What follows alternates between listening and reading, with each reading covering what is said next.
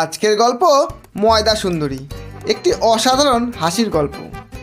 এক বয়ফ্রেন্ড তার গার্লফ্রেন্ডকে সঙ্গে নিয়ে নদীতে ঘুরতে গিয়েছে। এরপর হঠাৎ গার্লফ্রেন্ড নদীতে পড়ে গেল।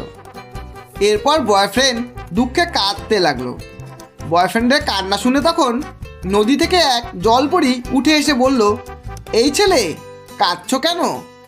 বয়ফ্রেন্ড, আমার গার্লফ্রেন্ড নদীতে পড়ে গিয়েছে। জলপরি বলল, আচ্ছা অপেক্ষা করো, আর কান্না করো না, আমি তোমার গার্লফ্রেন্ডকে খুঁজে এনে দিচ্ছি। এই বলে সেই জলপরি জলে ডুব দিল।